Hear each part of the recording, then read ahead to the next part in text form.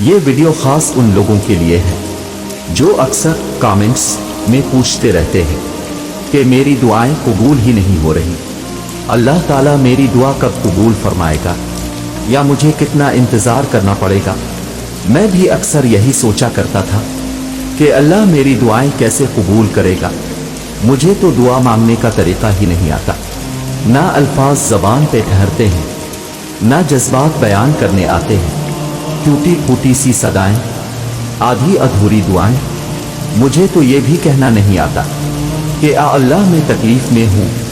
مجھ میں تو اتنی ہمت بھی نہیں رہتی کہ اللہ آپ کے بندوں نے بہت دل دکھایا ہے۔ یہ زار زار بہتی ہوئی آنکھیں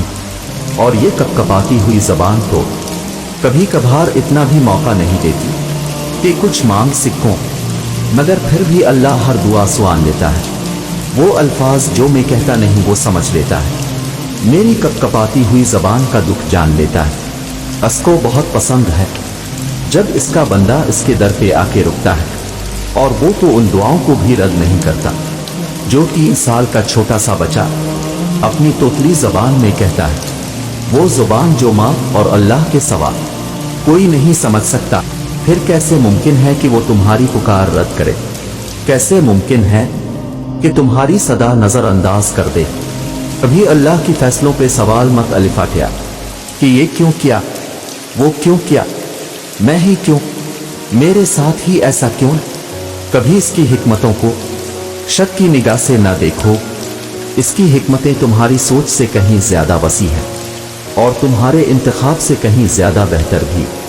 اور جب تم ایمان رکھتے ہو تو تم ان چیزوں پر بھی یقین رکھو جنہیں دوسرے نہیں دیکھ پاتے، جنہیں تم معجزے کہتے ہو، جنہیں تم اللہ کی مدد کہتے ہو۔ اور جب تم یہ گمان رکھتے ہو اور یہ یقین رکھتے ہو کہ اللہ تمہاری ان ذرائع سے مدد کرے گا جن سے کوئی واقف نہیں، یہاں تک کہ تم بھی نہیں، تو پھر واقعی معجزے وہاں سے ہوتے ہیں کہ انسانی آنکھ اور سوچ دھینگ رہ جاتی ہے۔ پھر انسان کو اس کا یقین ہی اللہ تک لی جاتا ہے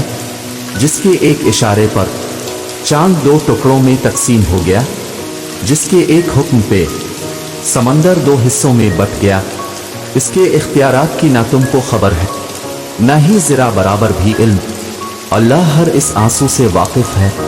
جو تم نے مسکراتے ہوئے پلکوں کے پیچھے چھپا لیا تھا، وہ ہر اس دعا سے واقف ہے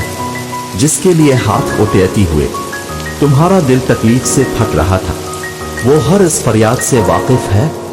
جسے تم نے تڑپتے ہوئے زبان میں دبا لیا تھا، وہ ہر اس صدا سے واقف ہے جب تم نے کرب کے مارے سجدے میں گرتے ہوئے اللہ کو پکارا تھا، وہ ان راتوں کی وحشت سے بھی واقف ہے جب سب سو رہے تھے اور تم نے آواز کے خوف سے دردناک چیخ کو ضبط کر کے منہ کو ہاتھوں سے دبا لیا تھا، وہ ہر اس لمحے کی اذیت سے واقف ہے جب تمہیں لگا تھا کہ تمہیں کوئی سن نہیں رہا، تمہیں کوئی دیکھ نہیں رہا، تب بس وہی ایک تھا جو تب بھی تمہیں سن رہا تھا، دیکھ رہا تھا۔ تم اسے نہیں سنتے لیکن وہ تمہیں ہر گھڑی ہر لمحہ سنتا ہے، وہ سب جانتا ہے، بس وہی ہے جو دل کے حال جانتا ہے، بس وہی ہے جو یہ حال بدل سکتا ہے، بس وہی ہے کہ اس کے جیسا اور کوئی نہیں۔